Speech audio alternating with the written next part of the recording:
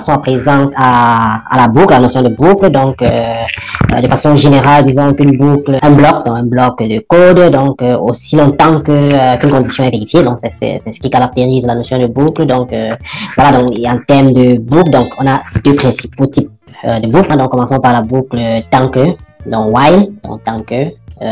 Donc plus connu sous le nom de, bon, en anglais, donc sous R, de toute façon, c'est le mot réservé while, donc qui est utilisé dans while loop. Donc pour pouvoir exécuter la boucle tant que, donc il convient déjà de signaler qu'avec la boucle tant que, on peut exécuter une série d'actions aussi longtemps qu'une condition est vraie. Donc on peut décider, n'est-ce pas, de pouvoir exécuter une action autant de fois que possible, quitte à ce qu'une condition soit vérifiée. Donc on s'arrête évidemment lorsque la condition n'est pas vérifiée. Donc pour illustrer la notion de boucle tant que, donc nous allons procéder par des exemples comme on l'a coutumé. Si vous êtes intéressé par plus d'apprentissage, veuillez cliquer sur le lien en description de cette vidéo pour vous inscrire à la prochaine session de notre formation en économétrie et technique quantitative.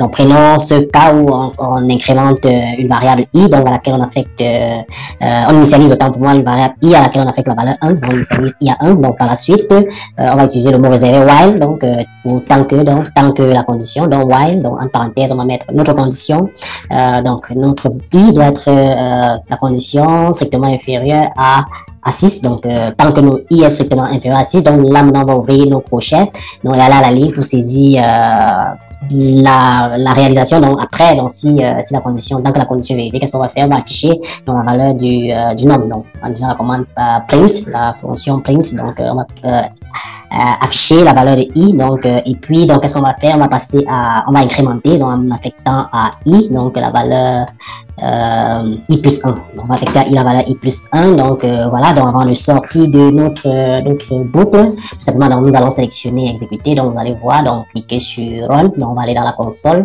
donc et vous voyez que effectivement les 5 valeurs, donc puisque notre condition c'est tant que on a initialisé à 1, donc et puis on va exécuter cela tant que on va afficher la valeur de i, donc pour la première fois on affiche i égale à 1, donc et on passe à i égale à i plus 1, donc à cette fois là donc la condition de fermeture de la boucle n'est pas encore vérifiée, donc on va incrémenter jusqu'à ce que i prenne la valeur 5, donc lorsqu'on sera à 5 et qu'on va incrémenter, on va tomber sur 6, donc on va trouver une valeur de i qui est égale, donc supérieure ou égale à 6, donc dans ce cas on va sortir de notre boucle. Donc c'est un peu comme ça que fonctionne la boucle ici.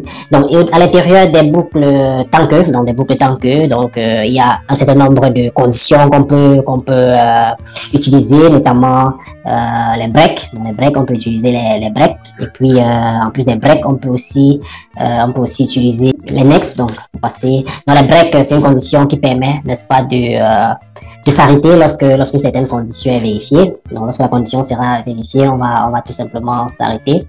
Donc pour les breaks, donc commençons par les breaks. Donc à titre d'exemple, pour pouvoir illustrer les breaks dans une boucle tant que, donc on va prendre le même exemple que tout à l'heure, donc pour pouvoir illustrer cela. Le même exemple pour l'incrémentation, donc on va faire le break si certaines conditions est vérifiée. Voilà, donc on va copier ce qu'on a fait pour notre boucle précédente, dans notre boucle tant que simple. Donc si à l'intérieur de cette boucle on veut insérer une condition, un break, donc de telle sorte que si une valeur est vérifiée, donc après par exemple notre si, donc notre condition si i inférieur à 6, donc lorsqu'on est à l'intérieur, on affiche la valeur on va afficher, donc après avoir fait le break, donc c'est après avoir fait après s'être rassuré que le break n'est pas vérifié, donc on va afficher cette valeur-ci. Donc voilà, donc pour notre break, donc on va toujours presque faire les mêmes conditions que tout à l'heure. On va initialiser notre i, donc en lui affectant la valeur 1 comme tout à l'heure. Et puis par la suite, donc qu'est-ce qu'on va faire? Donc qu'est-ce qu'on va faire tant que i est strictement inférieur à 6, donc la condition entre parenthèses i, donc voilà, donc i sera strictement inférieur à 6, donc tant que notre condition est vérifiée, donc on va ouvrir les accolades, donc aller à la ligne. Donc qu'est-ce qu'on va faire? On va afficher donc la valeur de i. Donc par la suite, qu'est-ce qu'on va faire? Donc on va passer au i suivant, on va affecter à i la valeur i plus 1, donc on va incrémenter. Et donc qu'est-ce qui va se passer? On va mettre une deuxième condition, donc si c'est ça notre break, donc si i par exemple, donc on va mettre notre condition de parenthèse, si i égale à 4, donc double égalité 4, qu'est-ce qu'on va faire? Donc on va mettre une condition naturellement entre crochets comme on l'a coutumé, donc on va aller à la ligne et puis on va taper notre condition break. Donc ce qui va se passer, donc, c'est que lorsqu'il va prendre la valeur 4, on va s'arrêter. Donc, tout simplement, donc, à titre illustratif, on va sélectionner et puis cliquer sur Run. Donc, on va aller dans la console, voir ce qui se passe. Donc, vous voyez que il n'a affiché que les valeurs 1, 2 et 3. Donc, lorsqu'il a pris la valeur 2, donc, on s'est tout simplement arrêté. On a fait un break, bien que la condition générale qui est inférieure strictement à 6 n'était pas encore vérifiée. Donc, on a introduit un break dans notre boucle. Donc, de la même façon, on peut insérer une autre condition, un next, donc, de telle sorte que si on prend une certaine valeur, donc on passe à la condition suivante. Donc, ce qui va se passer, naturellement, c'est que la valeur concernée par le next ne sera pas tout simplement affichée. Donc, on va copier notre code précédent, donc, pour le break. On va juste copier et puis coller, donc, ici dans le next. Donc, au niveau de la condition, donc, on va, à défaut de mettre next, donc, qu'est-ce qu'on va faire? À défaut de mettre next, à défaut de mettre break, donc, on va tout simplement mettre next. Donc, on peut changer par exemple la condition ici par i égale à 3. Donc, si i égale à 3, donc qu'est-ce qu'on va faire? On va passer tout simplement au suivant. Donc, ce qui va se passer, résultat, c'est qu'il va afficher toutes les valeurs donc, dans cet intervalle, excepté la valeur i égale à 3. Donc, on va exécuter, donc run. Et puis, dans la console, vous voyez qu'effectivement, il a affiché toutes les valeurs. Donc, la différence ici, en fait, c'est que normalement, on doit afficher, donc pour que notre next marche normalement, il faut qu'on affiche la valeur après être sorti de notre condition, donc à l'extérieur de notre condition. Donc, sinon, la valeur de 3 va s'afficher, la valeur 3 va s'afficher, donc pour que ça puisse marcher, notre condition next, donc il est important de mettre notre print, donc notre affichage après, donc on affiche la valeur du nombre après être sorti de notre boucle. Donc on va sélectionner, exécuter, et donc dans la console, vous pouvez donc constater qu'il a affiché toutes les valeurs excepté la valeur 3. Dans la valeur 3. Donc, évidemment, la valeur 1 également ne sera pas affichée. Donc, à défaut de mettre un print, juste au début là, donc juste à défaut de mettre un print i, donc voilà. Donc ici, pour que la valeur 1 puisse être affichée, donc il faut qu'on commence à 0. Donc pour qu'il affiche toutes les valeurs, puisque l'affichage se fait après incrémentation. Donc il faut bien pouvoir tenir compte de cela, mettre initialisé à 0. Donc si on exécute, donc vous verrez donc là maintenant il va afficher toutes les valeurs de 1 à 6, donc jusqu'à excepté la valeur 3. Donc, alors, passons maintenant à la boucle for, dans la boucle pour, autant pour moi, dans la boucle pour, donc, qui est similaire à la boucle tant que, donc, à la différence que dans la boucle pour, on utilise une itération dans une suite, donc, dans une suite de nombres, donc, on va itérer, donc, on va faire des itérations jusqu'à ce que on parcourt toute la série, donc, toute la suite de nombres. Donc, à titre d'exemple, comme à l'accoutumée, on va prendre, par exemple, on va utiliser la condition for, dans le for, donc, on a déjà eu à utiliser par le passé, donc for x, donc dans le in, donc on dit pour i allant de 1, donc 2 points jusqu'à 10. Donc qu'est-ce qu'on va faire? Donc on va sortir de notre parenthèse, ouvrir les accolades. Donc qu'est-ce qu'on va faire? Là, la ligne, on va tout simplement afficher la valeur de x, tout simplement. Donc ça c'est la boucle pour, donc on va le faire donc pour i allant de 1 à 10. Donc vous voyez qu'il a affiché effectivement les nombres allant de 1 jusqu'à 10. Donc voilà, donc ça peut se faire pour une suite de nombres, donc, mais on peut également l'appliquer à une liste. Donc on va voir les listes beaucoup plus en avant. Donc si on affecte par exemple à notre liste fruits, donc on lui affecte la valeur liste, donc on va créer une liste d'alphanumérique. Donc le premier élément de notre liste va par exemple s'appeler pomme, donc on va l'appeler pomme, virgule. Donc le deuxième élément de notre liste, comment est-ce qu'on va l'appeler? On va l'appeler par exemple banane. Donc par la suite, le troisième élément de notre liste, on va l'appeler par exemple cerise. Voilà, donc on a la pomme, voilà, donc qu'est-ce qu'on va faire? Donc par la suite, on va à notre liste demander d'afficher toutes les valeurs de notre liste qu'on vient de créer. Donc on va utiliser en plus on va utiliser la boucle si, donc pour x allant de, donc on va utiliser la même formule x in list. Donc comme l'autre liste s'appelle comment? Elle s'appelle free, donc on vient de créer pour liste pour x in fruit. Donc qu'est-ce qu'on va faire? On ouvre les accolades pour mettre notre instruction. L'instruction bien évidemment c'est que on affiche la valeur de x. Donc si x appartient à la liste, donc voilà, donc on va sélectionner, donc exécuter. Donc par la suite dans la console vous voyez qu'effectivement la liste affichée dans les différents noms pommes, bananes, cerises. Et donc vous l'avez certainement deviné, comme dans le cas de la boucle tant que, on peut utiliser les instructions break et puis les instructions next, donc l'instruction break permettront d'afficher tous les éléments de la liste sauf l'élément qu'on va spécifier, donc ou alors next, donc on va afficher lorsqu'on va trouver l'élément, voilà, donc le break donc permet de s'arrêter lorsqu'on trouve l'élément, et le next donc va permettre tout simplement d'afficher tous les éléments sauf l'élément qu'on aura spécifié. Donc commençons d'abord par le break dans la boucle for, dans la boucle pour, donc si vous voulez. Commençons par le break avant de passer au next. Donc pour vous illustrer le break, donc, on va prendre un exemple. Donc on va toujours affecter à notre liste donc la valeur, donc on va maintenir notre liste, donc on va ayant déjà fait l'affectation, donc on va maintenir notre liste telle qu'elle a été maintenue tout à l'heure. Donc qu'est-ce qui va se passer par la suite? Donc qu'est-ce qu'on va dire? On va dire donc on peut même utiliser la même fonction de tout à l'heure. Donc, à la seule différence qu'on va ajouter une condition, donc je vais couper, donc je vais recoller. Donc, je vais aller dans mon break, donc je vais coller l'instruction. Donc, je n'ai plus besoin d'affecter une valeur. Donc, qu'est-ce que je vais faire? Donc, je vais dire pour i dans la liste des fruits. Donc, on va mettre à l'intérieur de notre condition, donc notre break, donc on va lui dire si, donc si, donc à l'intérieur de notre condition, avant de passer, avant de faire le break. Si, donc if, donc on va ouvrir la collade, donc notre condition c'est quoi? Donc si x par exemple égale banane, donc par exemple, donc on va mettre entre quotes bien évidemment banane, bon tel que c'est écrit dans le nom de la liste. Donc qu'est-ce qu'on va faire? Donc tant que si x égale à banane, donc on va sortir et puis on va faire un break. Donc si x est égal à banane, donc la condition n'est pas entre quotes, donc elle est entre parenthèses. Donc on va ouvrir les parenthèses, donc on va mettre notre condition en parenthèse, donc c'est une erreur. Donc c'est après la condition maintenant qu'on va mettre l'instruction entre quotes. Donc si notre condition est, si notre x est égal à banane, qu'est-ce qu'on va faire? Donc pour x dans la liste des fruits, si x est égal à, donc notre condition on va la mettre entre crochets, donc entre accolades, donc on va aller à la ligne, donc je vais supprimer la virgule là. Donc aller à la ligne, donc qu'est-ce qu'on va mettre? On va mettre un break tout simplement, break.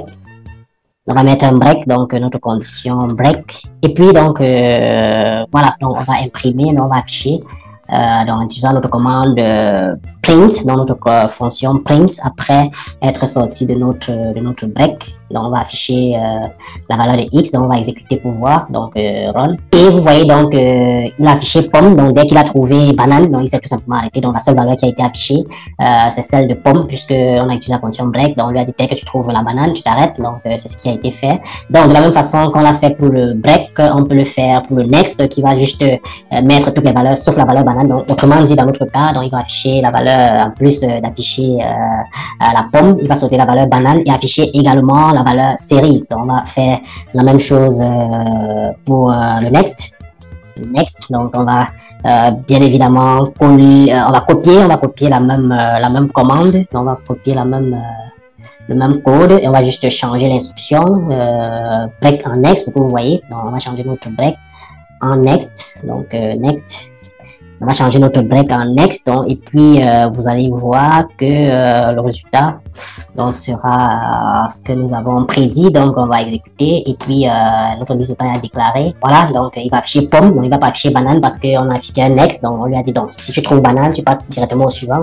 Donc si on avait une longue liste, donc on devait afficher toutes les valeurs de la liste sauf la valeur qu'on aura spécifiée. Donc on l'a fait pour une liste de 3 éléments. Donc les instructions break et next s'appliquent tant pour les boucles tant que pour les boucles pour. Voilà, donc il faut également noter qu'on peut combiner les conditions si, sinon et puis la boucle pour. Et donc à titre d'exemple, nous allons prendre ND, donc et puis donc on va écrire une instruction dans un code sous R qui permet, n'est-ce pas, d'afficher par exemple chaîne, donc le numéro du D. Donc on va lancer ND, donc si la valeur est 6, donc par exemple on va dire qu'il y a chaîne par exemple, ou alors si la valeur du D est différente de 6, donc on va afficher, donc il n'y a pas de chaîne. Donc ce qu'on va faire, donc on va définir notre D, donc on va l'appeler D, donc on va affecter à notre D la valeur, la chaîne, donc le nombre allant de 1 jusqu'à 6, donc de 1 à 6, donc ce qu'on va appeler D. Donc on va voir plus tard qu'il s'agit d'un vecteur, donc c'est une série de nombres, une suite de nombres. Donc maintenant qu'est-ce qu'on va dire? On va dire pour x dans la liste, dans notre série, dans notre suite de nombres, pour x in D, donc pour x in D, donc on va maintenant mettre notre condition dans l'intérieur de notre condition. Donc, on va dans la ligne, qu'est-ce qu'on va faire? Donc, si, donc, on va combiner le si et for. Donc, on va mettre une condition à l'intérieur de notre for. Donc, si notre x, donc la condition, c'est que x soit égal à 6. Si x égale à 6, qu'est-ce qui va se passer? Donc, on va mettre une instruction à l'intérieur. Donc, si x égale à 6, donc on va sortir d'abord de notre parenthèse. Donc, si x égale à 6, quelle sera la condition entre accolades? Donc, on va afficher, qu'est-ce qu'on va écrire? On va afficher à l'écran. Donc, on va utiliser la fonction paste. Donc, on a déjà vu qui permet de concaténer donc, plusieurs éléments. Donc, paste. Donc, on va écrire entre côtes. On va concaténer quoi? Le D, le numéro du D. Donc, le numéro du D. Donc, on va mettre la virgule, on sort de la côte, on va mettre virgule. Dans le numéro de D, R, on va mettre R. Donc, dans le virgule, on va mettre le deuxième élément de la concaténation. Donc, c'est le X, donc la valeur qu'affiche le D. Donc, et puis, virgule, on va mettre chaîne. Donc, chaîne, si par exemple c'est 6, donc on va mettre chaîne. Chaîne.